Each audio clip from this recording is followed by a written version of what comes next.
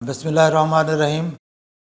ये आपने सवाल पूछा है कि ग्लाकोमा के मरीज़ों के लिए आशोब चश्म जो है ये कितनी ख़तरनाक हो सकती है, या इसके लिए कुछ स्पेशल प्रिकॉशन क्या है, या इसके लिए आपको या इन मरीज़ों को क्या करना चाहिए।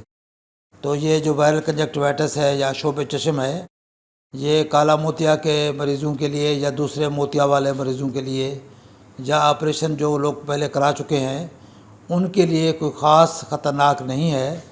सिर्फ़ इसमें कोशिश ये करनी चाहिए कि आप एंटीबायोटिक्स आई ड्रॉप्स इस्तेमाल करें हर घंटे बाद या 2-2 घंटे बाद, और रात को सोने से पहले कोई एंटीबायोटिक आई ऑइंटमेंट इस्तेमाल कर लें।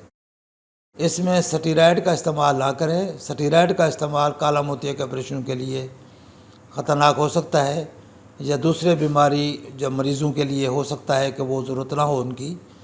लिहाजा आप सेफ़ साइड पर रहने के लिए जो भी लोग ऑपरेशन पहले करा चुके हैं किसी किस्म का काला मोतिया का या काला मोतिया के मरीज़ हैं, तो उनके लिए ये वायरस ख़तरनाक नहीं है।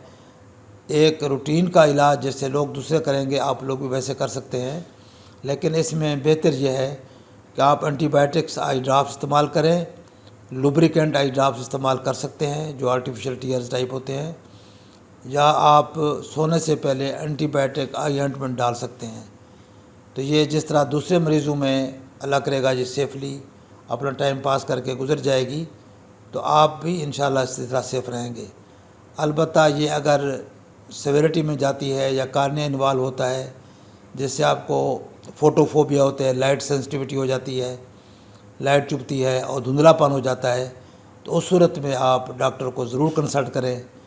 उसका इलाज फिर वो थोड़ा मुख्तलिफ होगा और वो बेहतर है कि आपका डॉक्टर करे, आप खुद से नहीं कर सकते। तो बाकी ये इन्फॉर्मेशन उम्मीद है कि आप ऐसे लोग जो मुझे बार बार मुख्तलिफ़ किस्म के मरीज़ और मुख्तलिफ़ किस्म के ऑपरेशन कराए हुए लोग ये सवाल मुझसे पूछते हैं, तो उनके लिए ये मुख्तसर जवाब है मेरा कि ये एक ही तरह इसका इलाज करना है और किसी के लिए कोई ख़ास ये ख़तरनाक नहीं है। उम्मीद है कि ये इन्फॉर्मेशन आप दूसरे लोगों से भी शेयर करेंगे ताकि ज़्यादा से ज़्यादा लोग इससे इस्तेफ़ादा करें और अपने आप को और दूसरों को इससे फ़ायदा पहुंचा सकें। अस्सलामु अलैकुम वरहमतुल्लाह।